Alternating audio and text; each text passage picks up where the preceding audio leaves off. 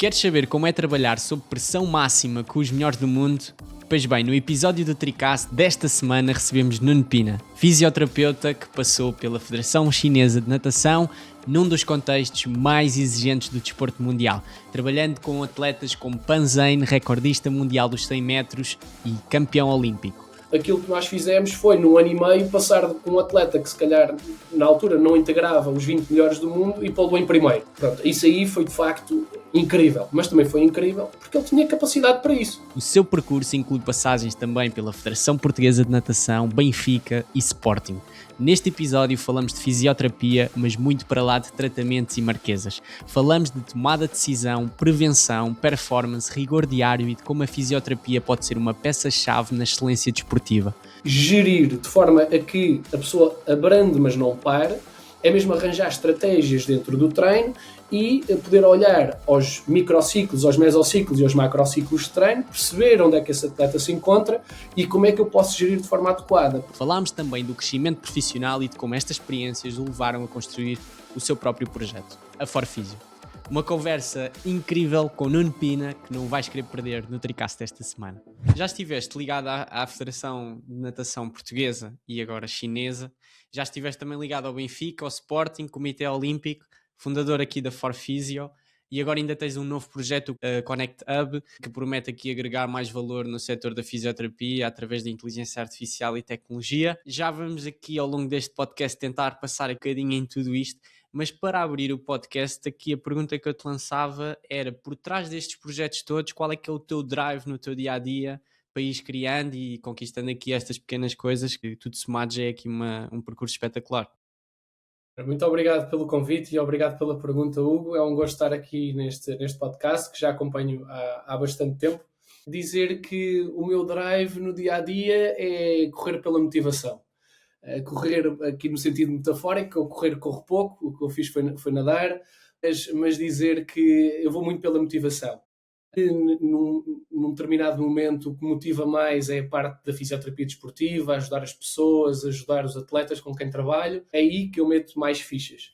Se, por outro lado, há aqui um sentido mais da minha motivação, de desafio, a parte mais do empreendedorismo e a parte mais aqui empresarial, dedico mais tempo a essa área. E, portanto, desde que seja no setor da reabilitação / fisioterapia, neste momento é onde eu me viro mais. Portanto, o meu foco é sempre fazer melhor, tentar entregar um serviço cada vez melhor dentro daquilo que faço, seja na parte da fisioterapia, seja na parte agora do empreendedorismo. Esse é o meu foco principal. E aproveitando que estás a falar dessa parte do empreendedorismo, portanto, tu fizeste a formação de fisioterapia. Não sei se tiveste ali o curso antes de criar a Forfisio ou te lançaste logo, mas queria-te perguntar como é que foi esse início de carreira profissional e qual é que foi o gatilho que tiveste para começar a empreender, criar uma coisa tua, versus estares com um trabalho normal numa clínica ou ires para um clube, ou seja, trabalhares dentro de uma outra estrutura que não a tua. Qual é que foi esse gatilho para ter começado a Forfisio e penso que foi em 2014 ou mais cedo? Sim, de 2014, exatamente. Então, o gatilho, eu acho que foram dois. Eu não posso dissociar estes dois. O primeiro é porque eu sempre gostei de desporto. Portanto, sempre fiz natação, fui nadador, não como o meu irmão, que já participou neste podcast há algum tempo. E acho que algumas pessoas podem estar a pensar, está aqui outra vez o Guilherme Pina, que vocês são muito parecidos, muito mesmo, muito parecidos. É verdade, às vezes pessoas que já nos conhecem há anos ainda nos confundem, mas nós temos 7 anos de diferença, portanto o meu irmão mais jovem. Ao pé dele eu não tive carreira, tive curso de natação, né? A carreira foi ele. Mas sempre foi uma modalidade esportiva que me dediquei tempo. Quando vim estudar a fisioterapia para Lisboa, continuei esse percurso no Sporting e terminei lá esse meu percurso enquanto nadador. E portanto a natação, e toda a gente sabe aqui, pelo menos no mundo do desporto, quer da parte do triatlo, quer da natação, do ciclismo, do atletismo, quem se quer dedicar a estas áreas, nós temos que pôr muito tempo, não é? Portanto, desde os treinos às 6 da manhã, desde o ginásio complementar, aos bidiários, ao treino de sábado, às competições no fim de semana, nós somos habituados a pôr muito tempo. E, portanto, o desporto sempre foi uma fatia muito grande da minha vida e eu sabia que queria fazer alguma coisa que ligasse a fisioterapia ao desporto. Esse era o primeiro ponto. O segundo foi, porque é que lancei a Forfisio tão cedo? Isto começou com o trigger das associações de estudantes. Isto parece um clichê, mas é um clichê que eu me integro claramente nele. Eu comecei a integrar a Associação de Estudantes porque era um puto com energia e gostava de fazer coisas e era convidado para as festas da escola. E como estava deslocado, eu sou das Caldas da Rainha e vim viver para Lisboa em 2009. Então, pronto, como nós estamos cá sozinhos, não é? Sem a família, as associações de estudantes e todos aqueles eventos associativos, recreativos, sociais, desportivos, acabam por ser muito importantes para nós criarmos uma nova família, digamos assim. Não ignorando a anterior, mas adicionando pessoas à nossa vida para não andarmos sozinhos. E a Associação de Estudantes, na altura, teve apenas esse impacto. Quando já lá estava, percebi que até tinha algum jeitinho para aquilo. E depois tornei-me presidente da Associação de Estudantes e fiz um percurso também ligado na altura à Associação Académica de Lisboa, que na altura liderava o associativismo aqui em Lisboa. Estive na organização de grandes eventos, como por exemplo a Associação Académica tem, na altura, não sei se é assim ao dia 2, que entretanto já passaram 12 anos, mas tinha o cunho da Semana Académica de Lisboa, que logo na altura eram uns milhões de investimento. E percebi que tinha algum jeito, percebi que as pessoas respeitavam a minha opinião, num setor que para mim era completamente desconhecido, que era fazer eventos, criar coisas, mexer com dinheiro. Comecei a pensar no último ano da minha licenciatura, como é que eu posso ligar os dois? Que eu queria trabalhar no desporto, tudo bem, comecei logo a trabalhar no desporto, comecei logo a trabalhar no Benfica, mas ficou cá este bichinho de gostava de fazer uma coisa mais por conta própria. Então comecei a fazer o clássico, aos domicílios, ir à casa das pessoas, criei uma empresa na hora, na altura era um custo de 100 euros, fiz esse investimento, que na altura não era fácil, e pronto, abri atividade, comecei a passar recibos, e pronto, e depois começou a partir daí, dos domicílios, abri o primeiro gabinetezinho, pequenininho, parceria com um ginásio, e até ao dia 2 foi crescendo.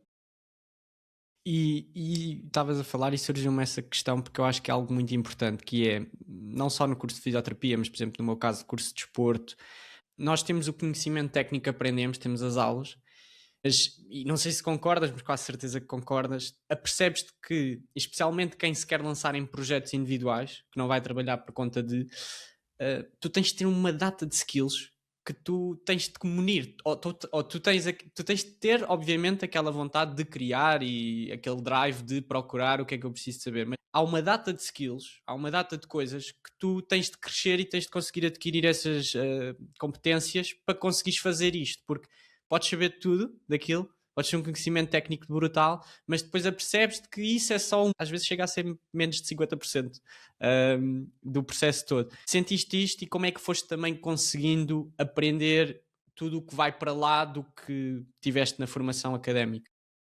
Boa. É um ponto que tocas que é muito, muito importante e sobretudo hoje os jovens têm...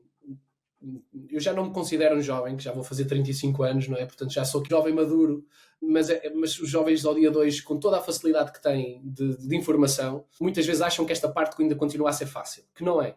Que é a parte do empreendedorismo, a parte de fazer coisas, a parte de inovar. Basta perguntar numa plateia qualquer faculdade, se calhar não nas faculdades aqui da gestão e da economia, mas por braços no ar, quem é que sabe diferenciar uma fatura de um recibo? E tentar perceber na área do desporto ou na saúde quem é que consegue dar uma resposta que seja na mousse, não é? Muitos deles dizem, mas isso não é a mesma coisa, não é aquele papelinho que sai do terminal multibanco quando a gente faz um pagamento, não é? O que é uma fatura, o que é um recibo? Portanto, isto é o básico dos básicos que para se abrir qualquer estabelecimento comercial é o 0,1%. Portanto, depois desde a parte do licenciamento, a parte jurídica, a parte legal, depois a parte de tesouraria, sistemas de faturação, de agendamento, das finanças. Portanto, tudo isto... E depois toda a parte de venda, toda a parte de posicionamento, marketing, de maneira que podes ter um serviço top, mas se ninguém conhecer, se não chegares às pessoas, não vais conseguir mostrar, não é? Não consegues atuar. Sem dúvida. Não, isso é... Ou seja... Isto aqui que eu estava a dizer é só para arrancar, não é? Tu, agarrando no que estás a dizer que é muito importante, é arrancar é fácil. A quantidade de estúdios e de gabinetes de fisioterapia, unidades de fisioterapia que eu vejo, que abrem mas fecham. Uhum. Aliás, eu já vi um dado muito interessante, que agora eu estou muito mais ligado à fisioterapia do que ao desporto, mas tenho um pezinho sempre dentro do desporto, até porque as nossas 4 clínicas de fisioterapia são dentro de ginásios. E, portanto, havia um dado que era... os gabinetes de mais de 90% dos gabinetes de fisioterapia que abriam até 2023, 90% fechavam. Portanto, eles abrem mas fecham, porque tanto abril é uma coisa e depois fazer tudo aquilo que tu estás a dizer é outra, que é, ok, agora tenho o espaço aberto, tenho o sistema montado, tenho as operações montadas e agora preciso de pessoas entrar pela minha porta adentro, não é? Portanto, se eu não tiver PTs para dar, se não tiver na parte do desporto, se não tiver consultas de fisioterapia para dar, se não tiver novas avaliações marcadas na agenda, meu amigo, podes começar a fazer um countdown, tens os dias contados. E, portanto, esse sim, é marketing, vendas, credibilidade no mercado, diferenciação no mercado, posicionamento no mercado, networking relevante. Portanto, isso depois são todos outros 500.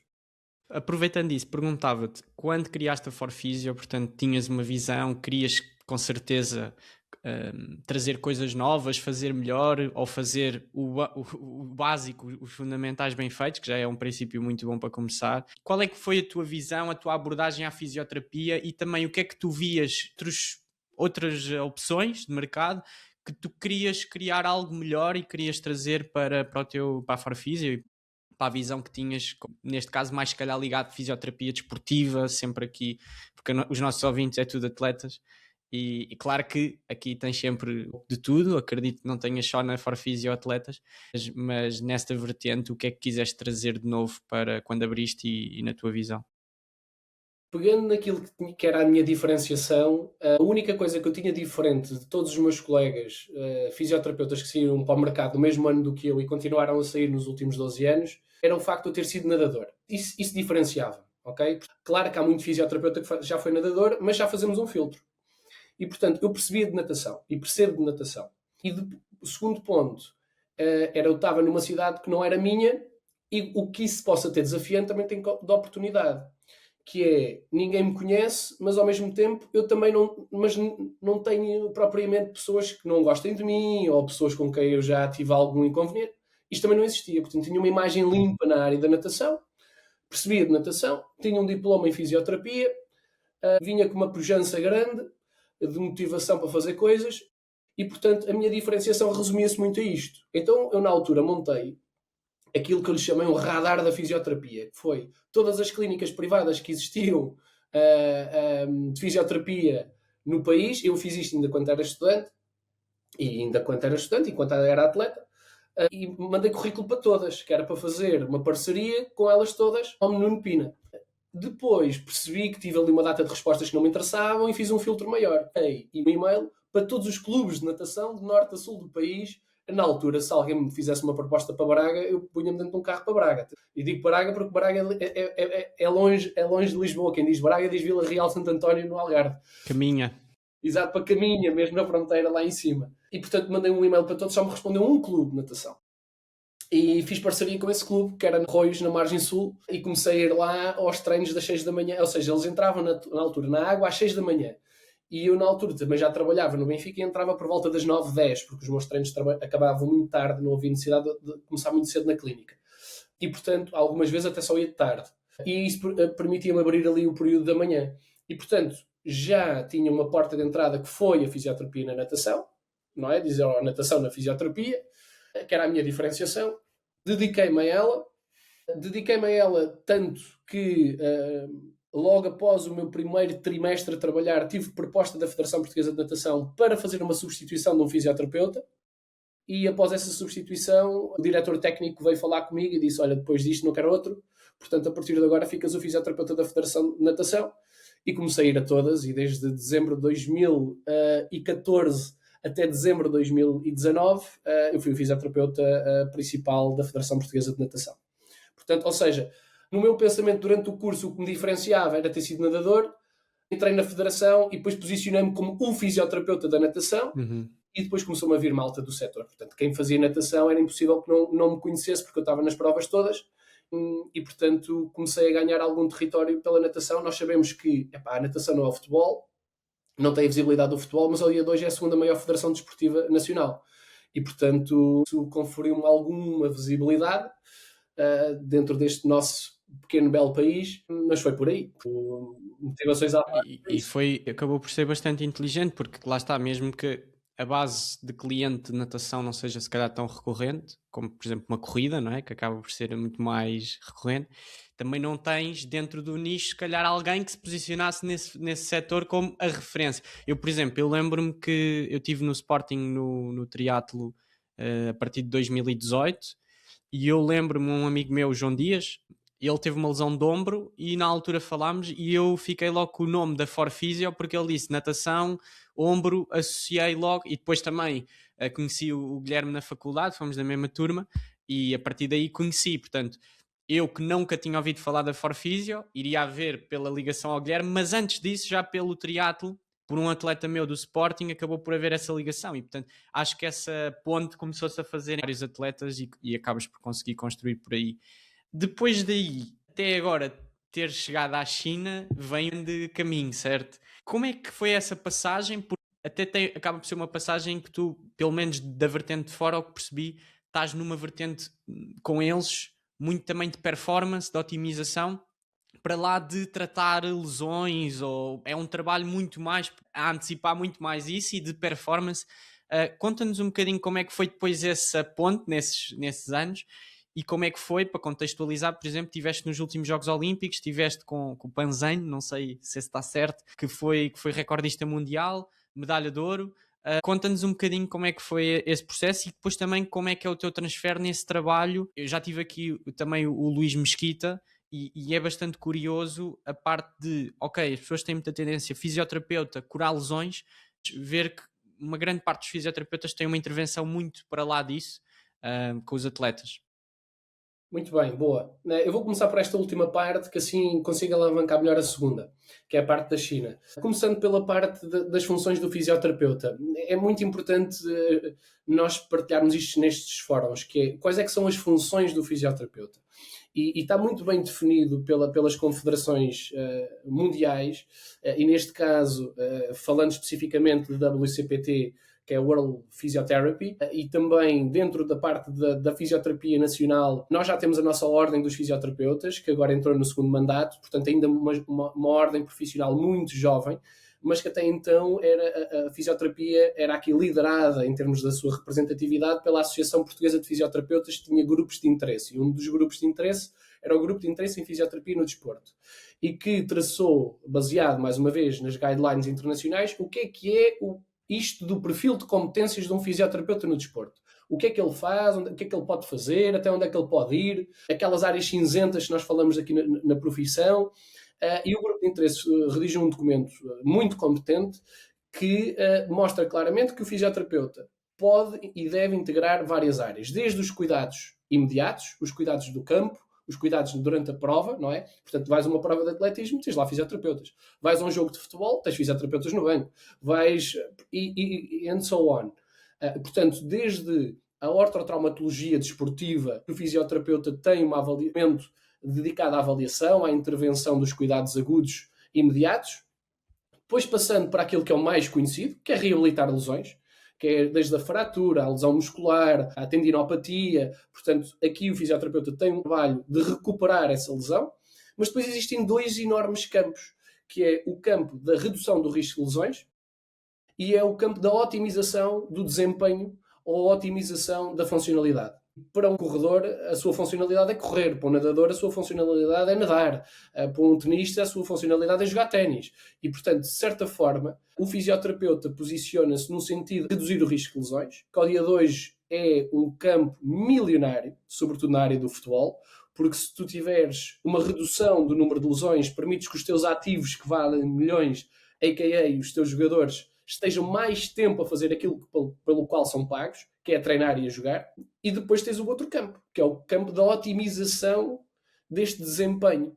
E consegues não só reduzir o risco, torná-lo mais forte, mais móvel, mais competente, com melhor controle muscular e, de certa forma, conseguir melhores resultados desportivos. Claro que aqui nós andamos sempre de mãos dadas com N profissionais. Quando nós vimos um jogo de futebol, primeira divisão, normalmente nós não vimos o profissional a entrar a correr sozinho, nós vimos dois profissionais. E normalmente é um médico e é um fisioterapeuta. Quando nós estamos presentes no momento do return to play ou return to sport, nós não vimos fisioterapeuta, vimos um fisioterapeuta e um preparador físico. Nós, quando estamos no momento da avaliação da lesão, da fratura, nós não temos o fisioterapeuta, temos o fisioterapeuta e o médico. E, portanto, temos aqui um conjunto de profissionais do qual ainda se junta a nutrição, a psicologia, a enfermagem, e nós nunca andamos sozinhos. Mas é importante depois nós vermos para nós próprios, né? Para o Nuno, para o Hugo, para quem quiser fazer coisas, que é onde é que eu gostaria de estar. E, portanto, eu no início da minha carreira gostava muito de estar no centro da ação. Gostava de estar no jogo, gostava de estar na piscina, gostava de estar onde acontecia a competição, que era daí que eu vinha como atleta, e foi a minha transição mais rápida. Depois comecei a perceber que eu tinha muito mais aptidão e muito mais skills para ajudar os atletas ali no momento que se chama um bocadinho que é atrás do pano, no ginásio, na fisioterapia. Depois percebi que dentro do ginásio e da fisioterapia eu gostava de estar mais presente no ginásio. E, portanto, eu aqui já levava 5 ou 6 anos de carreira. E foi aí que eu, após os meus primeiros 5 anos, me foquei muito mais no trabalho da redução do risco de lesões e da otimização do desempenho desportivo. E foi isso que me levou à China. Na China estavam a precisar de um fisioterapeuta que não se agarrasse tanto à marquesa, que é essencial no desporto, a fisioterapia dedicada à terapia manual, à recuperação, à mobilização dos tecidos moles, à massagem, à manipulação articular, mas por outro lado também é preciso aquela pessoa que agarre no atleta e que diga, ok, as tuas necessidades físicas são estas, para tu nadares mais rápido, para correres mais rápido ou durante mais tempo a esta velocidade, tens que melhorar estas qualidades físicas e, portanto, agarrando nas necessidades e nas qualidades, nós podemos tornar-te melhor. E foi aqui que eu descobri a minha paixão e foi aqui que a Federação Chinesa de Natação estava a precisar de um elemento. Que eles já tinham alguém, um estrangeiro, mais dedicado à parte da terapia manual e precisavam de alguém que fizesse mais este bridging entre a parte da reabilitação e a parte da performance, na performance dentro d'água. E, portanto, eu nessa altura já levava 5 anos de Federação de Natação, 3 dos quais no Comitê Olímpico. E, pá, a China, como se diz, tem um radar muito grande, chegaram-me a mim, enviaram-me um e-mail, entrei num processo de candidatura e felizmente fiquei com a oportunidade. Top. É possível competir com essas estruturas? Ou seja, tu estás dentro dessas estruturas, sabes o que é que aqueles atletas de topo têm, sentes que esse atleta numa outra estrutura completamente básica, que às vezes é o convencional, não é? Tens o treinador dá-te a opinião de tudo, faz o plano do ginásio, dá-te ainda o conselho da nutrição, antes da prova, toma isto. Tens isso, mas depois tens este contexto.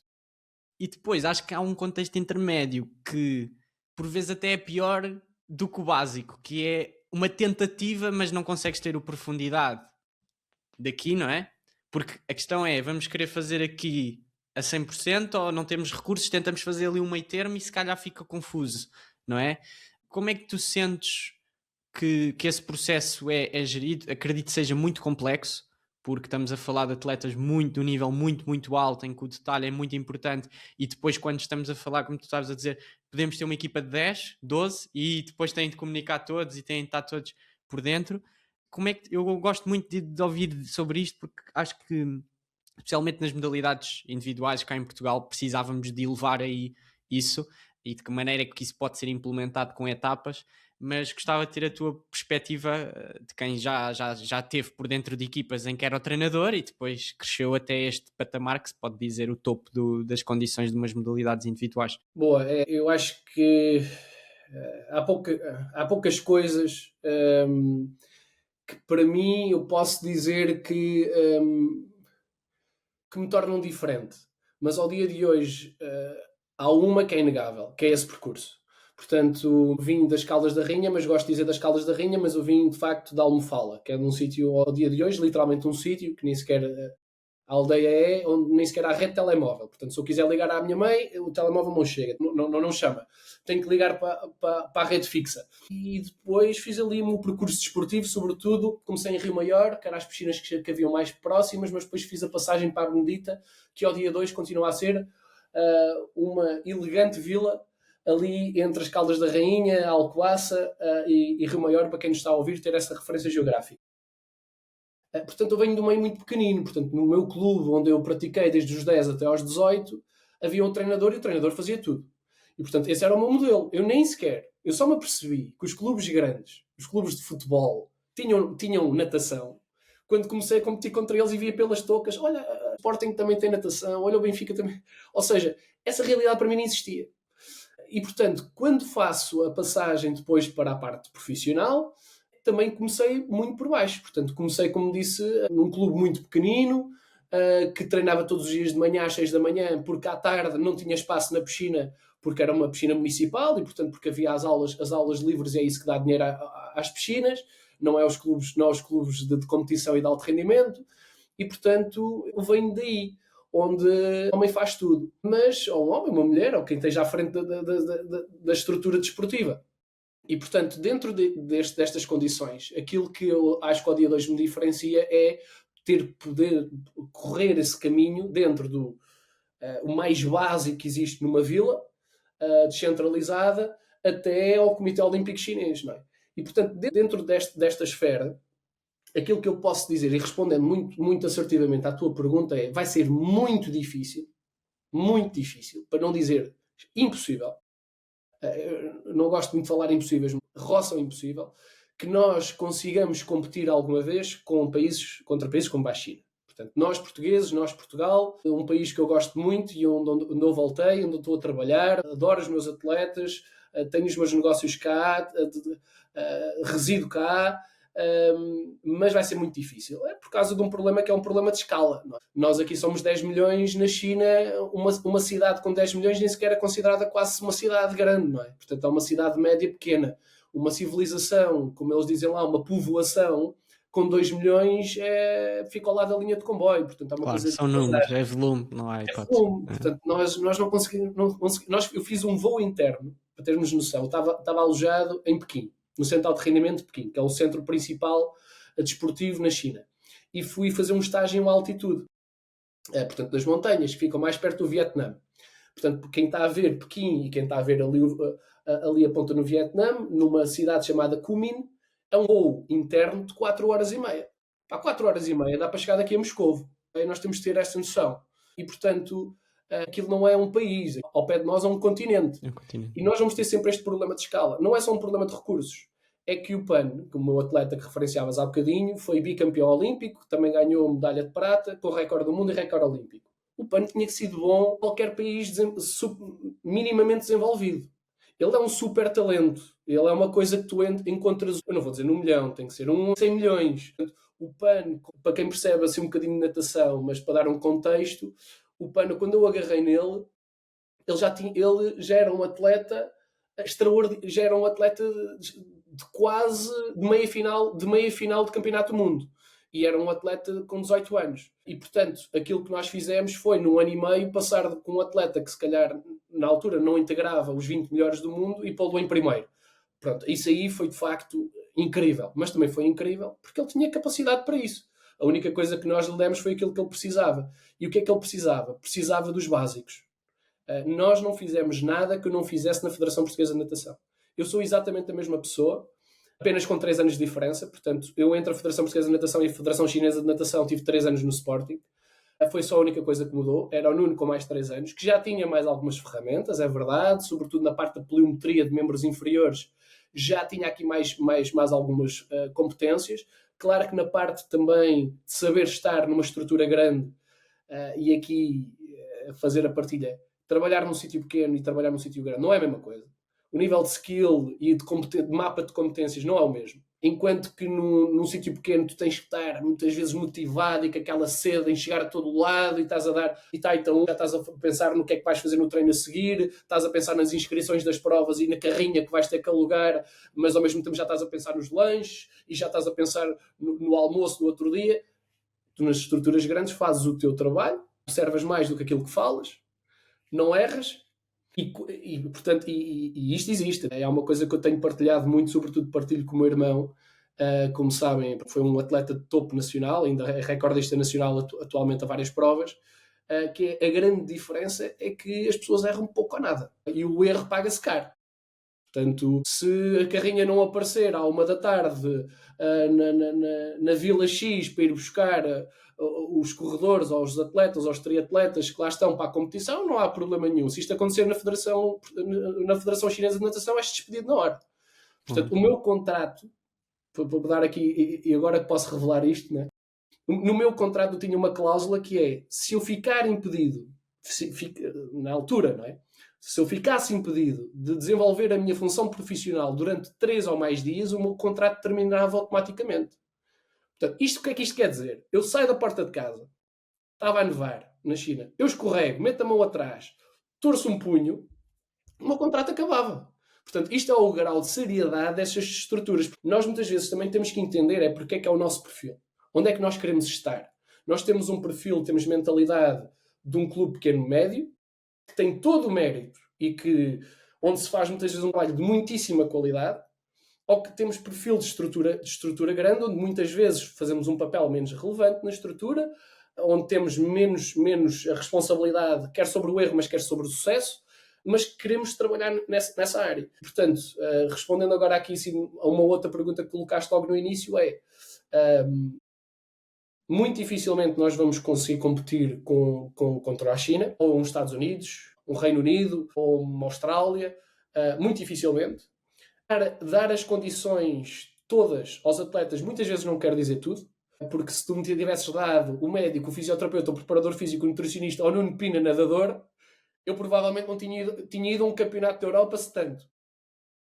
Se tu desse estas condições ao PAN, ele tornou-se campeão olímpico. Isto nem sempre é trivial, as condições. Mas aqui em Portugal nós temos um problema maior do que o problema de escala. Para terminar esta minha apreciação, que é, eu tenho uma expressão muito conhecida, que é muito conhecida, mas tenho-a muito presente para mim e que aplico no meu dia-a-dia, que é a cultura como uma estratégia ao pequeno almoço. E, portanto, o que nós temos em Portugal é um problema cultural. Não é um problema de recursos. É um problema da cultura latina portuguesa, comparativamente a outras culturas, como a cultura asiática, nomeadamente a cultura chinesa. Nós vamos levar sempre, como se diz aqui em Portugal, nós vamos levar sempre uma raptada deles. Porque os chineses dormem onde trabalham. Os chineses metem tudo no trabalho. Isto tem problemas, mas também tem resultados. E, portanto, se nós queremos no desporto resultados, meus amigos, nós temos um problema cultural aqui. Nós somos bons no futebol porque o futebol depende muito do skill e do posicionamento técnico-tático, mas se nós desenvolvermos um bocadinho mais a modalidade e queremos entrar na política do trabalho, e sobretudo aqui entrando nas modalidades individuais, é que a política do trabalho, da consistência, de dedicação, do drive que falavas há pouco e do foco, meu amigo, nós não temos qualquer hipótese contra os asiáticos. Sentes que precisávamos de um bocadinho mais desse rigor de chegar a horas ao treino, cumprir com as rotinas antes do treino, após o treino cumprir com protocolos de recuperação, os horários de deitar, ou seja, tentar trazer não aquela obsessão em demasia, porque acho que também não é isso que queremos manter um pouco a nossa identidade, mas beber um bocadinho disso, ou seja, perceber que, ok, nem temos de ser 100, nem temos de ser 0, podemos ser 50, nós nunca vamos ser os 100 deles, porque eles... É impossível, quando nascemos aqui, a nossa identidade, mesmo que eu queira ser o mais rigoroso possível, nunca vou ser tão rigoroso como o mais rigoroso da China, porque ele consegue níveis totalmente diferentes de estrutura. Mas também, como tu dizes, acho que nós não temos de ser exatamente igual a eles, nem faz sentido. Mas em que medida é que achas que poderíamos ser melhores em termos do trabalho, casos concretos, mais até para os atletas, talvez? Tu tocaste aqui um ponto que eu apreciei bastante, que é a obsessão em demasia. Obcecado sim pelo resultado, mas não em demasia até ao ponto em que ele seja contraproducente. E aqui colocam-se as questões da saúde mental, do overtraining, portanto já entram aqui outras questões na obsessão em demasia. E portanto foi muito bem colocada a tua parte. Porque eu vi isto na China, não é? Portanto, na China aquilo que nós conseguimos observar é que existe tendencionalmente uma necessidade de ser mais obcecado pelo resultado do que aqui em Portugal por aquilo que eu vejo. Porquê? Porque lá existe logo outro que está a 0,1 de ti. E, portanto, se tu não estás bem naquele dia, a outra pessoa vai entrar no pace e vai estar à tua frente no treino. Vai estar à tua frente no treino, isto partir num dia não te mói, mas se for uma semana já te mói, se for um mês já estás atrás dele, já estás a começar a pensar o que é que eu estou a fazer mal, já colocas em causa o planeamento, o treinador, o enquadramento, até chegares à pergunta que é quando é que ia fazer. E, portanto, muitas vezes na China, rapidamente, isto acontece. Ou seja, o que aqui em Portugal se calhar demoraria aqui 6 meses, 1 ano, lá no espaço de uma semana, de um mês, tu vês pessoas que vão de bestial a besta, literalmente, por esta concorrência. Portanto, aí o drive da obsessão ser uma questão muito mais preocupante do que aqui em Portugal. Depois, aquilo que eu consigo entender do panorama nacional de Portugal é que nós temos coisas muito boas. O facto de sermos um país europeu envolvido, onde se respeitam os direitos humanos, onde o atleta não tem tanta visibilidade quanto aquilo que gostaria, mas tem visibilidade. Se for campeão nacional, no seu meio, tem visibilidade mediática dos meios de comunicação sociais dessa modalidade, por exemplo, das federações, por exemplo, como este podcast na parte do triatlo e outras modalidades desportivas, tem visibilidade. Consegue dar qualidade aos atletas e às pessoas. E eu vou explicar isto para não cair logo acima de mim e dizer que a gente aqui... Não. Nós aqui temos qualidade. Nós aqui conseguimos ter uma boa qualidade de vida. Para já temos este tempo incrível, esta geografia incrível, esta cultura e esta gastronomia incríveis, que permitem ao atleta ter logo várias dimensões ótimas. Dimensões de treino, para quem treina outdoor, a parte da dieta mediterrânica, muito importante, e basta irem à Ásia e começam logo a valorizar a nossa comida aqui na Europa, porque eu, como costumo dizer, vocês aqui não comem comida chinesa. Vocês aqui comem comida chinesa para europeus. Comida chinesa pura e dura é completamente diferente daquilo que a gente encontra aqui. Portanto, nós temos aqui uma data de fatores que são ótimos à prática desportiva e ao rendimento desportivo. Por outro lado, temos outras dificuldades, que são só diferentes da China. E essas dificuldades, que já falámos do problema de escala, densidade populacional, portanto aqui de densidade de praticantes, de facto isto são problemas que nós dificilmente vamos conseguir resolver. O que é que nós conseguimos resolver? Que são os fatores modificáveis, que é esta nossa cultura. Ao dia 2 temos um primeiro-ministro que nos pede mentalidade de Cristiano Ronaldo. Né? Anda tudo aí a bater nele, a dizer, pois, se ganhasse o ordenado mínimo não estavas a pedir para eu ter a mentalidade de Cristiano Ronaldo. Eu não aprovo nem desaprovo esse desafio do primeiro-ministro, mas compreendo. Porque, de facto, a melhoria coletiva só começa na melhoria individual. E se nós, enquanto corredores, nadadores, triatletas, ciclistas, nos focarmos na nossa melhoria individual, naquilo que nós conseguimos controlar, desde a pedalar na Benedita, e atenção, que um dos melhores ciclistas atuais vem de uma terra perto da Benedita, nem vou mais exatamente dados frangos. Portanto, estamos a falar de uma das referências mundiais, está numa das equipas de referência mundial do ciclismo atual, vem de uma terra perto da minha. Isto passa a ser possível. Essa melhoria construtiva, dentro daquilo que são as nossas mais-valias, termos portugueses e estarmos em Portugal, começam a construir alguma diferenciação que nós falávamos há bocadinho. E, portanto, eu não sei se vocês já acompanham o panorama da natação, mas o PAN que nós falámos, o meu ex-atleta, a quem eu dediquei mais tempo e trabalhei durante 2 anos, que era a parte de terapia manual, a parte da performance física. Eu basicamente só dava-lhe aulas de inglês, vivíamos porta com porta no mesmo centro de alto rendimento, fazíamos todas as refeições juntos, passeios em equipa diários / semanais, portanto a gente passava muitos tempos juntos, nunca mais fez um resultado de jeito. O PAN desapareceu. E o PAN nunca mais fez o resultado de topo mundial desde os Jogos Olímpicos e já passou um ano e meio, mais de um ano e meio, neste momento. O que é que isto quer dizer? Existe uma grande diferença cultural que levou a isso. O PAN nunca mais precisa de trabalhar na vida. O PAN nunca mais precisa dar uma abraçada na vida. Ele já ganhou o dinheiro todo naqueles Jogos Olímpicos. Ele é multimilionário dia de hoje. E, portanto, dentro deste contexto, nós temos que entender que se calhar é mais difícil de chegar ao topo nacional na China. É claramente mais difícil. Há muito mais densidade, há muito mais concorrência. A concorrência é muito mais feroz, não é? Do que chegar ao topo em Portugal. Mas quem chega ao topo na China tem a vida feita. E quem chega ao topo em Portugal, e nós já tivemos campeões olímpicos portugueses, tiveram que continuar a praticar, senão não foi pelos prémios, os prémios que receberam que iam conseguir viver até à reforma e depois da reforma.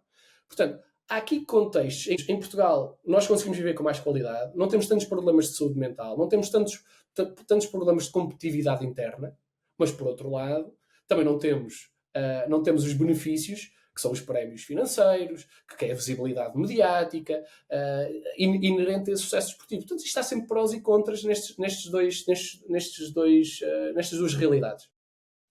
Esse caso do PAN, por acaso não sabia, mas é curioso. Ele não perdeu nada, ele é o mesmo atleta, ele fisicamente está saudável, certo? Ou seja, o que me parece é óbvio que não é fácil e só vivendo disso, só dizendo tens 10 milhões na conta, 100 milhões, não sei, o que for. Também não sei. Aí é que eu acho que tu percebes efetivamente qual é o drive da pessoa. Não quer dizer que o dele não possa ser também ser bom nadador, mas se aquilo tornou o pior nadador, podes quase pensar que ele também tinha aquele drive de vou conquistar aqui o meu posicionamento, vou conseguir estar saudável financeiramente, não ter de pensar nisso, dar boas condições à minha família. Quando isso está completamente garantido, aí é que tu percebes, pá, será que... E eu acho que isso acaba por se ver em muitos desportos. Tu, por exemplo, Federer, um Djokovic, o Nadal na parte do ténis, chega a um ponto que aquilo é o querer. Eles querem jogar, eles gostam de jogar porque em termos financeiros, em termos de tudo, já está o mesmo que o Ronaldo, não é? As pessoas dizem, Ronaldo procura contrato X e Y, mas ele já não precisa, ele já não é por aquilo, até se calhar já está a fazer muito mais fora até daquele salário que ele recebe por outros meios. O que é que sentes disto? E achas que com algum trabalho ele pode quase que voltar a limpar e focar-se? Porque depois também entramos aqui um bocadinho naquele jogo de ok, tens X dinheiro, mas deixas de conseguir usufruir e desfrutar do treino e da modalidade da mesma forma. Acredito que seja algo muito difícil e que só o topo do topo passe, porque lá está, então nas modalidades individuais a maioria de nós nunca vai chegar a esse ponto de dizer, olha, se eu tiver 10 anos sem trabalhar, sem fazer nada, estou na boa, estou tranquilo, faço tudo o que... Ou seja, é quase aquela expressão, não ficar confortável na acordar todos os dias e ser capaz de ir na mesma fazer os bidiários e isso quando estás sem necessidade financeira, não é? Por trás. Sim, olha, começando por responder à tua primeira pergunta, porque é que o PAN ao dia de hoje é pior nadador do que ele que era há um ano e meio? Ele, de facto, se nós formos olhar apenas às métricas de avaliação, que é os tempos em competição, ele, de facto, é pior nadador agora do que era há um ano e meio. Eu quero acreditar que o PAN ao dia de hoje é um carro sem rodas. O carro, o motor, continua lá. Tiraram-lhe foi as rodas para andar. Tiraram-lhe a equipa técnica, tiraram-lhe fisioterapeuta, preparador físico, tiraram-lhe o enquadramento do centro de alto rendimento de Pequim, tiraram-lhe as rodas que ele precisava para andar. Portanto, estes diamantes brutos que precisam de ser lapidados, de facto eles precisam mesmo de ser lapidados, porque nenhum atleta super talentoso sem uma orientação minimamente competente consegue atingir o ouro olímpico, não é? Já não estamos a falar de ser campeão nacional, estamos a falar de... Nós todos sabemos que há uma coisa que é ser campeão nacional, outra coisa é ser campeão do mundo e outra coisa é ser campeão olímpico. Isto são coisas completamente diferentes. E, portanto, dentro das várias modalidades, sobretudo na parte da natação, ser campeão olímpico é o extremo do sucesso.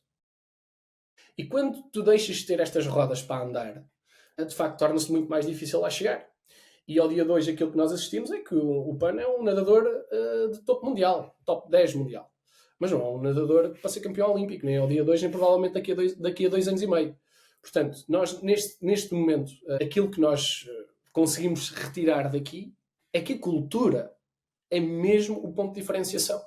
Porque, de certa forma, eles olham para o desporto, e sobretudo eles, os chineses, que é quem eu posso falar, olham para o desporto como grande potência desportiva. Relembrar que a China teve os melhores Jogos Olímpicos de sempre da China. Portanto, ficou ataque a ataque os Estados Unidos no medalheiro de todas as modalidades, mas que desafio-vos a encontrar chinês com uma carreira longa. Não estou a falar de todas as modalidades. Um chinês com carreira longa. Vão encontrar alguns nomes, e quando digo uma carreira longa, é uma carreira no topo mundial acima dos 10 anos. Como disseste aqui alguns exemplos, Federer, Djokovic, tantos outros mesmo dentro do triatlo, nós tivemos Alistair Brownlee. Exatamente, Frodeno. anos ali no top, e viesse campeonato da Europa, tivesse a chover, tivesse a fazer sol, fosse onde fosse, aqueles atletas estavam no top. E nós não conseguimos ver isto no atleta chinês. Eu ainda estive a ver ontem, em termos dos recordes mundiais de natação masculino, nós temos 3 recordes mundiais chineses. Nós, ainda me incluo muito aqui na China, que ainda sinto um bocadinho como minha. Como minha, no sentido de pertença àquela civilização incrível. Tem 3 recordes do mundo. eu não me lembro de ver ninguém sem ser os Estados Unidos com tantos recordes e nenhum com mais. Portanto, a China, eles conseguem de facto posicionar-se no topo mundial, têm uma enorme dificuldade em manter-se lá por questões meramente culturais, porque eles não precisam. O Nelson Évora continua a competir, até há muito pouco tempo, neste caso, continuava a competir. E a competir para tentar ganhar. E estamos a relembrar que há uns anos que o Nelson Évora foi campeão. Claro, não tem a mesma, não consegue ter nem perto a mesma estrutura. Não tem a mesma estrutura. Tu ali precisas. Tu tens aquele apoio, acho que é 50 mil euros, que já é, que eu também, estas coisas fazem-me confusão, que é o mesmo apoio há não sei quantos anos, quer dizer, 50 mil euros de agora valem metade do que valiam. Eu não sei quando é que atualizou, mas é sempre o mesmo apoio a ciclo olímpico após ciclo olímpico, mas 50 mil euros, quer dizer, não vais poder dizer vou ficar agora aqui 2 anos parado, não é? Totalmente Sim, diferente. e nós temos aqui outro setor que é muito interessante nós analisarmos no desporto. Eu gosto muito de colocar aqui para a audiência que é, e tu falavas porque o que é que motiva as pessoas, né? O que é que motiva os atletas? Certa parte, o Nadal já não precisava de jogar ténis há 15 anos, né? E acabou a carreira há muito pouquíssimo tempo. Isto do ponto de vista financeiro, mas é do ponto de vista do atingir o mais elevado nível possível dentro daquilo que estão a realizar. Ganhar 10 grandes slams, ganhar 20 grandes slams, ser campeão olímpico, 3 Jogos Olímpicos consecutivos, ou seja, como o Usain Bolt fez. Portanto, ou seja, isto há aqui depois outras premissas, mas que mais uma vez deve ser cultural. Aquilo que eu chego à conclusão é que é cultural. Que na China não interessa se tu és campeão olímpico uma vez ou 10. És campeão olímpico, ponto. Vais ter sempre essa grande mais-valia. O meu atleta recebeu equivalência a um doutoramento. O atleta é doutorado. Ele nem sequer o 12º ano tem, aos nossos olhos. Ao dia de hoje, ele é doutorado. É um sistema completamente diferente. Estou a falar que ele fechou um contrato, isto é público, está nas redes sociais, está, sobretudo nas redes sociais chinesas, com uma marca de carros desportiva. Onde é que vocês acham que ele fechou aquele contrato? Ele não está sequer ao alcance do melhor jogador de futebol da primeira divisão portuguesa. Não sei, anos-luz de. Também é atleta oficial da Adidas, também é atleta oficial da marca X, Y, Z. Estamos a falar de que o mundo empresarial chinês é maior que o europeu. Portanto, alguém que fecha com uma Adidas China está a fechar com uma Adidas Europa. Ok? Portanto, a cara da China, para dar aqui um contexto de escala, é superior a ser a cara da Europa. Para a Adidas, estamos a falar uma das top 5 marcas desportivas mundiais. Portanto, de certa forma, isto colocas outros valores, que é, eu preciso mesmo de andar aqui a ganhar durante 10 anos consecutivos, ou posso dedicar tempo à minha família, eu posso dedicar tempo a mim, eu posso dedicar tempo àqueles que gostam de mim, eu posso dedicar tempo a fazer outras coisas que me fazem feliz para além do desporto. O próprio Estado também te dá esse quase empurrão de está tudo, não? Por nós já fizeste o trabalho. Porque eles, se calhar, também lá está, como tu dizes, na China, com o volume que têm, não têm a necessidade que nós, por exemplo, temos de agarrar um craque de uma modalidade individual. Porque, como tu dizes, é o volume. Eles agora sabem que em 4 anos vai acabar por aparecer provavelmente outro atleta para chegar aí. E pronto, mas é completamente diferente, como dizes, e acho que isso depois também me traz toda a pressão por cima, não é? Tu seres a cara, uma pessoa muito, muito conhecida, versus tu estás no top 20 e estás a escalar até ao top 1, pronto, é algo completamente diferente. Sim. Eu gostava só de rematar, antes de passarmos o desculpa, ao ponto que a palavra-chave é mesmo diferente. Não é melhor nem é pior. Nós muitas vezes olhamos e dizemos assim, aquele gajo foi campeão do mundo, aquele chinês foi campeão do mundo uma vez, nunca mais apareceu. Com escárnio. E digo assim, sim, mas já tentaste perceber porquê, não é? Ele não tem mais necessidade de ser campeão do mundo. E depois dizes, mas ele podia manter-se agora que chegou lá. Sim, mas há outras coisas na vida. Não é? É aquela história né, que nós já ouvimos 50 vezes, ainda agora está outra vez na berra, que é do pescador. Não é? É o pescador, muito, muito resumidamente, que está a pescar e há um senhor que lhe diz, ali com a mentalidade norte-americana, que é, mas porquê é que isso corre muito bem? Porquê é que não, com o dinheiro que fazes em peixe, porquê é que não alugas outro barco e tens o dobro do peixe? E depois de teres o segundo barco, porquê é que não pensas em ter um terceiro? Porquê? Depois abres uma empresa de comercialização e venda de peixe. E ele assim, mas para quê para isso tudo? Ele disse, porque depois de teres essa empresa grande de comercialização de peixe, podes dedicar tempo à tua família e estar tranquilo no teu barco a pescar. E eu assim, sim, mas isso eu já faço ao dia 2. E, portanto, não há necessidade desse quest, dessa desinquietação, dessa obsessão. Já está atingido. Gostei, provei a mim próprio, conseguia, e neste momento vou-me dedicar a outras coisas. E felizmente o contexto da China permite que os atletas façam isso. E por outro lado, o caminho que eles têm que percorrer para lá chegar não tem a mesma qualidade que nós aqui. E nós, sim, mas aqui tens mais sacrifícios. Nós não tem. Não tem. Eu vivi lá há 2 anos, o meu irmão está lá há 2 anos, quase, na tarde, bebi de muita experiência de profissionais que já lá estavam há 7, 8, deles já lá estavam há mais de 10 anos, estrangeiros, também como eu, a viver na China, e aquilo que pude ver e que pude beber desse conhecimento é, não tem. Ninguém tem em Portugal que eu conhecesse perfil para vingar naquele meio, enquanto atleta. Tu tens de ter capacidades que vêm de berço para conseguir ser submetido à pressão que aqueles atletas são para chegar onde chegam. Sobretudo para quem chega ao alto rendimento. Tu não vês ninguém rir. É proibido rir nas provas. Nós, estrangeiros, tínhamos que ter isso. Tu não ris para as fotos. Há um texto cultural de opressão, de obsessão desmedida, agarrando naquilo que nós falamos, não saudável, para chegar a um ponto em que tu dizes, já cheguei, como Júlio César disse, vim, vi e venci. Está feito, tchau Laura, vou passar para o próximo capítulo da minha vida. Eles podem se dar ao luxo de financeiramente poderem fazer isso, mas porque também estiveram submetidos a um contexto que nós aqui estamos muito longe de conseguir. Sim, é aquele clássico, todos querem estar onde eu estou, mas quando sabem o percurso que eu tive, já não está ninguém aqui na fila, mesmo porque seja pelos milhões que for, não é? Porque também chega a um ponto que deixa de fazer sentido. Eu queria aqui mudar completamente e ir aqui, não tanto para a natação, se calhar explorar um pouco mais o tema corrida, porque aqui eu vendo muitos corredores, muitos atletas de triatlo, e gostava também de ter a tua perspectiva, que certamente é muito interessante aqui nesta área. Eu acho que, e no triatlo, a grande parte das lesões vem da corrida, mas antes de pensar em individualizar até para uma lesão que vem da corrida, versus até podes falar de outro tipo de lesão, mas eu acho que a sensibilidade do próprio atleta é uma das coisas mais importantes, especialmente nas lesões de sobrecarga, teres a capacidade de ouvir. E eu acho que muitas lesões se evitam no processo de treino e se conseguem antecipar possíveis problemas maiores. E aqui entra aquele clássico do género de 0 a 10 que dores tens, começas a atividade e está a doer e vai passando, versus acontece o oposto, com o progredir da atividade, o gatilho é que a coisa piora, o pós-treino. Tenta aqui quase que dar aqui a tua perspectiva disto e de que maneira é que as pessoas conseguem elas próprias prevenir uma data de lesões, porque eu acho que ainda para mais agora, com o introduzir de muita gente para corrida, muita gente para triatlo que não tem background nenhum, isto rapidamente aparece e é um problema. E as pessoas não têm ferramentas para saber decidir. As pessoas não conseguem decidir. E acho que é muito importante para muita gente ouvir algo sobre isto da gestão dos chamados toques, não é? Exatamente, boa. Isso é um excelente tema. Eu próprio comecei a correr muito recentemente. Foi uma das minhas resoluções para 2026. Até comprei uns ténis novos para me motivar. Epá, como se eu precisasse disso, na verdade. Placa de carbono. Não. Espero que não.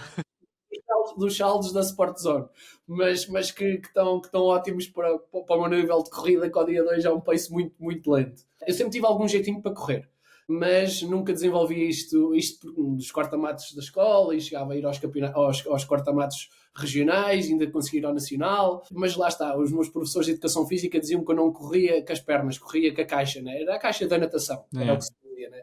Pronto, já o meu irmão também tem alguma habilidade para correr, e agora que cheguei aos 34 anos e estava a ficar um bocado sedentário demais, e porque as piscinas dá um bocadinho sempre mais logística a ir, olha, calçar uns ténis e sair pela porta fora a correr. Agora vim viver aqui para Oeiras, tenho aqui este incrível passadiço para poder correr, que é aqui esta marginal. Decidi dar uma oportunidade à corrida.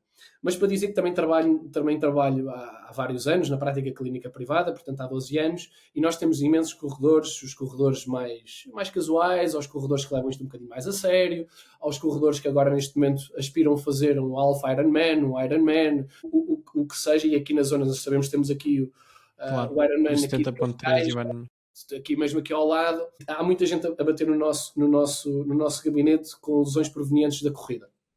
E essas lesões silenciosas as lesões de overuse, ou seja, microtraumatismos repetidos ao longo do tempo que provocam alguma degeneração nas estruturas, seja osso, seja cartilagem, seja tendão, até mesmo a parte muscular ou tendinosa, ou ligamentar, neste caso, menos comum, mas que acabam por ter algum desgaste. E ao dia de hoje, o que nós conseguimos perceber é que nós não corremos para nos preparar, nós preparamos-nos para correr. E esse é o melhor lema que eu posso dar a qualquer pessoa que quer começar a correr, ou que, neste caso, que já são atletas de corrida e triatlo e que se preparam não só para correr, no caso dos atletas de triatlo, mas os que se preparam exclusivamente para correr estas meias maratonas, estas corridas de São Silvestre, todas estas coisas que estão a acontecer neste momento. E que há aqui alguma preparação que, a meu ver, é por dois planos. O plano de prevenção primário, que é evitar que uma lesão aconteça pela primeira vez, e o plano de prevenção secundário, que é que uma lesão volte a aparecer.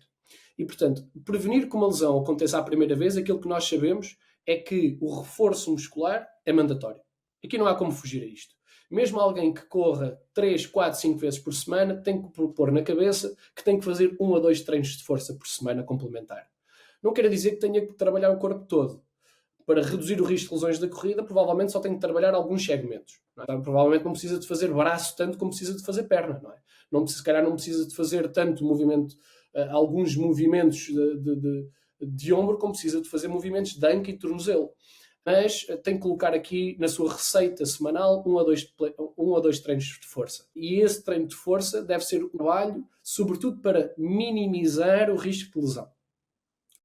Depois há o segundo ponto, que é a prevenção secundária, que nós falávamos. Portanto, reduzir o risco de recidivas. O que é que isto quer dizer? Quer dizer que se eu já torci um tornozelo, tenho mais probabilidade de voltar a torcer um tornozelo. Nós sabemos que o maior indicador de possibilidade de lesão muscular é já ter tido uma lesão muscular anteriormente.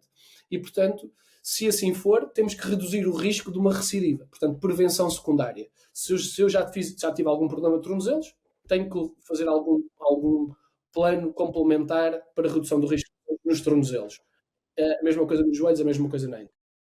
E, portanto, de certa forma, aquilo que nas lesões silenciosas possam lucrar é deste tipo de trabalho de complementar no ginásio de rotinas de mobilidade, sobretudo de força muscular. Existe um plano que provavelmente é aquilo que as pessoas vão logo, que é a prevenção terciária.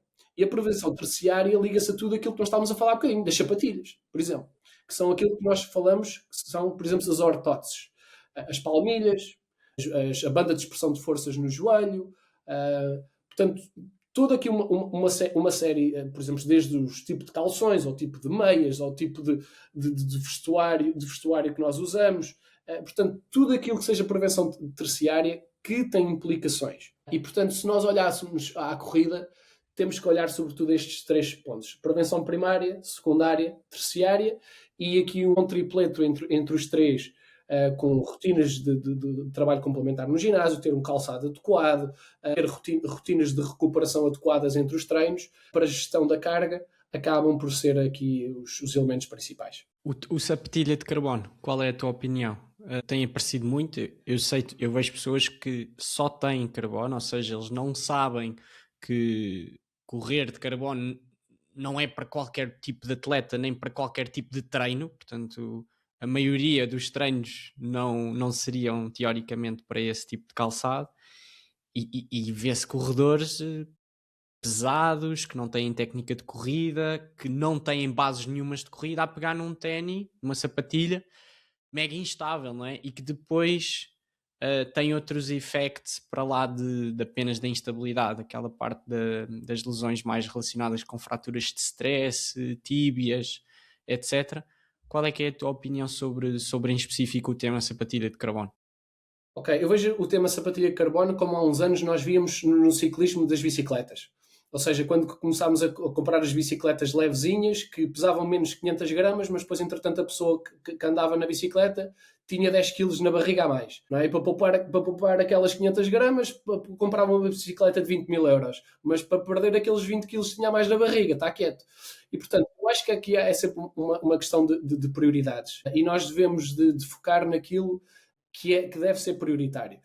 E, portanto, o principal é nós estarmos preparados para a modalidade que queremos fazer. E se nós queremos correr, e se queremos fazer meias maratonas, e se queremos fazer até os 10 quilómetros, nós devemos estar preparados para isso, quer do ponto de vista das nossas qualidades físicas, quer do ponto de vista do material e equipamento. Mas uma coisa é correr 10 quilómetros para participar, outra coisa é fazer um Ironman para ganhar. E, portanto, temos aqui estes extremos que estas camadas que nós vamos juntar à nossa preparação levam-nos a entrar em materiais, em ciclos de treino, em treinadores cada vez mais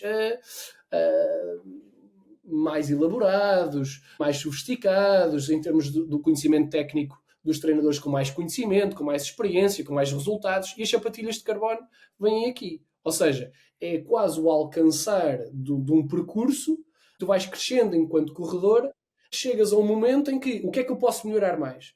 Posso melhorar o calçado. Agora, este calçado em carbono é bom para quem está a começar ou é bom para quem já tem umas estruturas musculares, tendinosas, ósseas, preparadas para que possam utilizar este tipo de equipamentos que são feitos para alcançar este tipo de objetivos. E, portanto, as sapatilhas em carbono são feitas para alcançar objetivos como ganhar competições. E, portanto, participar na São Silvestre no Porto e comprar umas sapatilhas de carbono, das duas uma, não sabes o que é que há de fazer ao dinheiro e provavelmente até estás a pôr em risco alguma condição musculoesquelética que possa advir e estás disposto a lidar com isso, ou provavelmente consegues encontrar calçado muito mais adequado para o teu nível competitivo e para o teu nível de preparação física.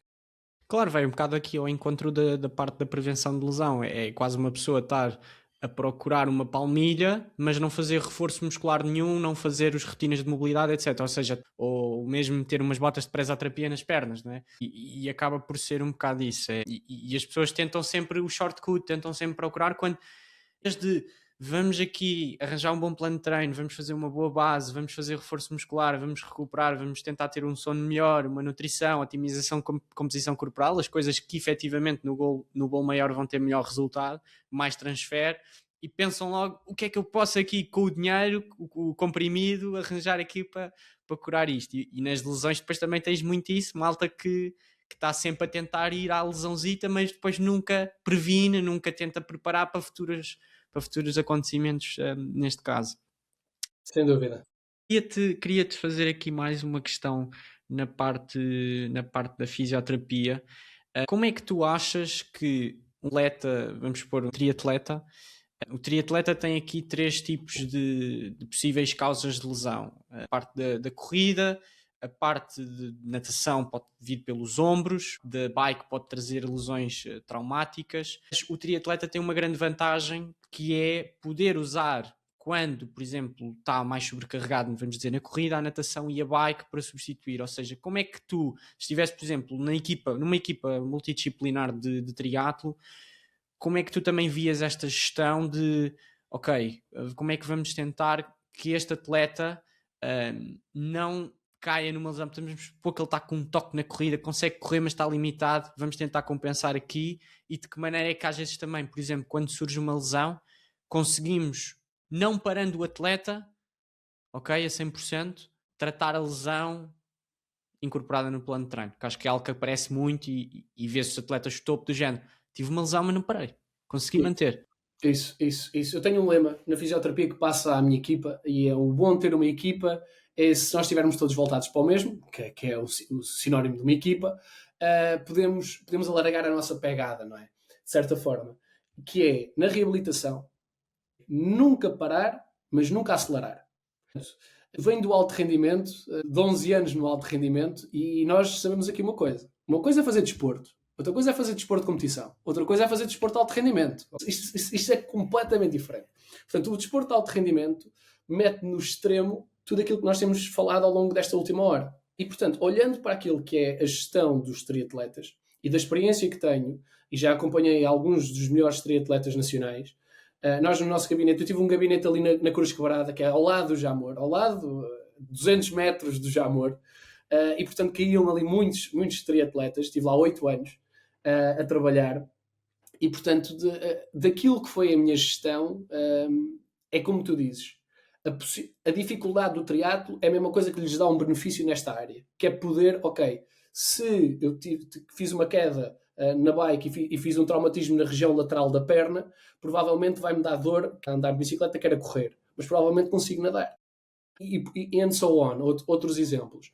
E, portanto, aquilo que nós conseguimos normalmente gerir de forma a que a pessoa abrande, mas não pare, é mesmo arranjar estratégias dentro do treino e poder olhar aos microciclos, aos mesociclos e aos macrociclos de treino, perceber onde é que esse atleta se encontra e como é que eu posso gerir de forma adequada. Porque a minha gestão enquanto fisioterapeuta, por exemplo, numa pré-época, onde os triatletas passaram ainda agora há uns meses, não é? Portanto, entraram aqui na pré-época, realizaram aqui um bloco de semanas de pré-época e que entretanto começam a fase competitiva, tal e qual como no atletismo, que tiveram a fase de verão em que param, não é? Que é a fase maior do triatlo, por exemplo, e que a natação também para, ali na parte do agosto, início de setembro, que é uma parte muito forte para o triatlo. Ou seja, isto acaba por requerer ao fisioterapeuta perceber um bocadinho de treino. E, portanto, não um bocadinho, é um bocadão. Porque saber onde é que o atleta se encontra dentro daquele macrociclo é importantíssimo. Se está numa fase de preparação geral, numa fase de preparação específica, ou numa fase competitiva, ou numa fase pós-competitiva. E, portanto, entender depois o que é a competição importante, os objetivos-alvo, e é isso para nós fisioterapeutas, e um fisioterapeuta que perceba de treino, que tenha experiência em treino, que tenha experiência em trabalhar com modalidades individuais, vai utilizar logo as primeiras perguntas que eu coloco logo, e que a nossa equipa coloca logo, que é número de unidades de treino, objetivos competitivos, em que momento da época é que tu te encontras. Que isto é como perguntar o nome, a altura, o peso, a idade, exatamente, e o historial clínico. Isto vem logo a seguir. E, portanto, a minha gestão vai depender do momento da época, mas para dar um exemplo, para ilustrar, se alguém está numa fase de preparação específica, portanto, fez ali um bloco de semanas, 8, 10, 12 semanas de preparação geral, entra numa fase específica, onde tem que pôr muito mais ritmo, velocidade, isso, e menos provavelmente volume, etc. Mas ao mesmo tempo já começa a fazer umas provas de preparação, não é? Porque é preparação específica para o objetivo geral que entra na parte competitiva. Portanto, é uma fase específica, entra ali a meio. A minha gestão enquanto fisioterapeuta vai sempre dar prioridade ao treino. Eu tenho que dar prioridade ao treino. Ou seja, eu sei que o que aquele atleta perde de perder um dia de treino ou perder 2 dias de treino, que no caso do triatlo são 2, 3 sessões, 4 sessões de treino, é muitíssimo mais elevado do que perder unidades de treino ou dias de treino no início do macrociclo, portanto na preparação geral. Na preparação geral vai querer aumentar o quê? Capacidade aeróbia, força, potência, okay? Que vai fazer sessões maiores, de volume, mas vão ser sessões menos específicas. Portanto, eu ali dizer assim, olha, hoje não fazes bike, não consegues fazer a bike porque tens uma tendinopatia no joelho e isto está a agudizar com a corrida e com a bicicleta, não consegues fazer a bike, podes ir nadar ou vais fazer treino de força. Eu sei que aqui eu sinto muito mais à vontade para dizer a um treinador, olha, vamos substituir, que isto é o pior, nós nunca queremos fazer isto, que é tirar o atleta do contexto de treino, vamos substituir essa unidade de treino de bicicleta por uma unidade de reforço muscular e de terapia manual, neste caso de fisioterapia. Eu sei que estou muito mais à vontade para o fazer na fase de preparação geral do que fase de preparação específica. O que é que eu tento fazer na preparação específica? Fazer este tipo de trabalho antes do treino de ciclismo, antes do treino de corrida e dar ao treinador indicação de temos que tentar gerir volumes e intensidades este treino e não o retirar do processo de treino. Exatamente o mesmo atleta, exatamente a mesma condição clínica, momentos diferentes da época. Sim, acho que é algo que é bastante importante e há sempre esta tendência de estou lesionado, tenho que parar, e por vezes, também pela minha experiência, isso nem sempre traz mais resultados, e o tentar resolver enquanto praticas ou tentas, lá está, como tu dizes, reduzes, baixas intensidade, mas parar totalmente, só mesmo às vezes em casos extremos, não é? Olha, acho que foi um podcast top. Falámos aqui de temas muito abrangentes, não foi só de fisioterapia, aliás até trouxe aqui mais no final só para... Eu achei super interessante, mas para também trazermos um bocadinho mais, porque acho que quem ouve gosta sempre de tirar algumas dicas mais da parte de fisio, de como é que devo lidar, de que perspectiva é que devo ter sobre isto, e acho que é importante cada vez mais os atletas também terem esta noção para conseguirem perceberem que fase é que estou, se tenho que recorrer a alguém, se consigo gerir e terem um bocadinho mais de capacidade crítica nas situações que têm. Acho que estou sempre a forçar aqui, e tu também disseste, os triatletas acabam por ser uns privilegiados aqui. Nós por vezes dizemos, estou lesionado, mas pensem nas modalidades individuais só de um segmento em que eles não conseguem praticar aquilo, eles não conseguem praticar nada específico da sua modalidade, vão ter de ir para a bike, nos nadadores, para a elíptica, nos corredores, etc. E pronto, agradecer-te aqui este tempo e desejar aqui a maior das sortes também para todos os outros projetos. Não conseguimos tocar em tudo, mas fica para uma próxima oportunidade e obrigado aqui pelo teu tempo. Muito obrigado, Hugo. Foi um gosto estar aqui convosco. Há alguma coisa que seja preciso da minha parte, podem me seguir no Instagram. Tenho uma página onde respondo quase sempre às mensagens, só aquelas publicidades é que não respondo nada, que é Nuno_4Physio, portanto sintam-se à vontade para seguir e para comunicar diretamente comigo. Top. Olha, obrigado e obrigado a todos também por assistirem e até um próximo podcast. Tchau, tchau.